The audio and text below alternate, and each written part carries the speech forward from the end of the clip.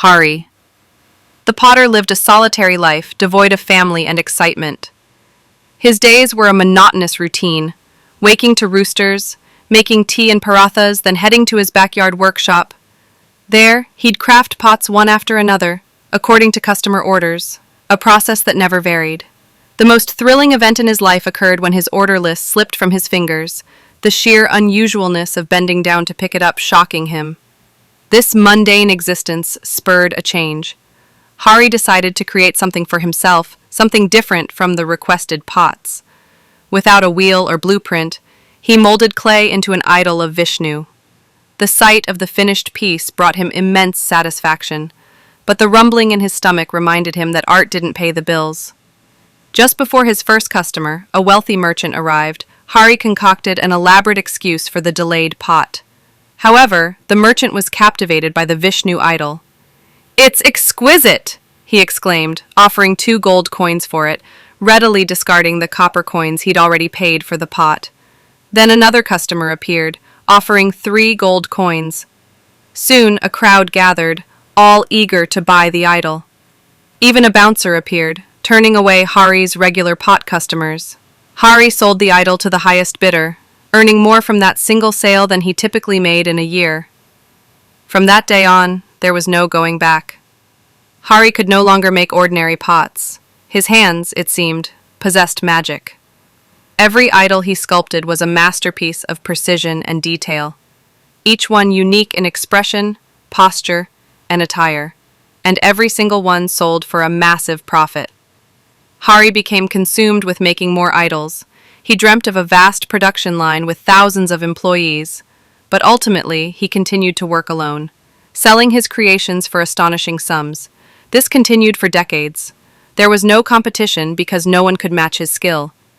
As for his immense profits, Hari followed his financial advisor's counsel to invest in land. He literally dug holes around his home and buried his gold, intending to check later if it had grown, but he never found the time. His retirement dream of a grand pilgrimage to every religious site in the country, complete with a luxurious chariot and personal singers, also remained unrealized. Decades later, surrounded by his buried wealth and a backlog of idol orders, Hari received a startling warning. His doctor, a regular customer, observed Hari's frail appearance. Hari, focused on a huge terracotta idol order from a Chinese emperor, initially dismissed it, attributing his weary. The doctor clarified that Hari looked old and withered. Hari reluctantly agreed to a checkup, provided it didn't interrupt his work. The doctor's diagnosis was grim. Hari had only 6 months to live. The good news, the doctor wryly added, was the substantial medical bills he'd incur. Hari, defiant, planned to clear his backlog, perhaps even diversify into stone and jade, and dedicate 3 months to his pilgrimage. But for now, work came first. 5 months and 29 days later, the doctor returned. Hari, unaware of how much time had passed, was shocked to learn he had only hours left. He cursed himself for not making better use of his final months. The doctor said his goodbyes, secretly eyeing which idols he'd claim after Hari's passing. Desperate, Hari found a solution.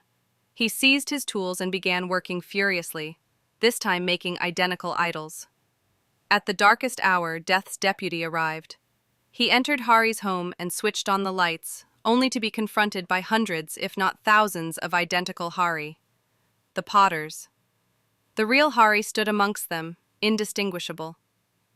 The deputy tried tapping a few, unable to tell if they were clay or human. Confused, he rushed back to Yama, the god of death, for help. Hari sighed with relief, knowing the reprieve was temporary. Within the hour, Yama himself arrived, his curiosity piqued by his deputy's bewildered report. Yama surveyed the room filled with motionless, identical Hari the potters. "He's not bad at all at his art," Yama remarked to his deputy. "It's a shame he's going to be collected tonight." Still, no Hari the potter moved. Yama continued, "He's not perfect. He's about 99% there," he pointed. "This is the only defect I could spot. Hari, the potter, could have been perfect, and now he's just mediocre." Suddenly, there was a scraping sound as several idols were pushed aside. An incensed voice boomed, "How dare you, sir, stand in my room and challenge my work? Every piece of work I have ever created has been perfect. I demand that you show me what you claim to be a defect, or take back your claim and apologize." Yama and his minion grinned. "That's an easy option, Potter. I'll go with the latter. I withdraw my claim about a defect and I apologize. Your work is perfect." It slowly dawned on Hari the Potter that he had been tricked. He had revealed himself. "You've won this round, Yama," he thought. "But believe me, I'm going to make life difficult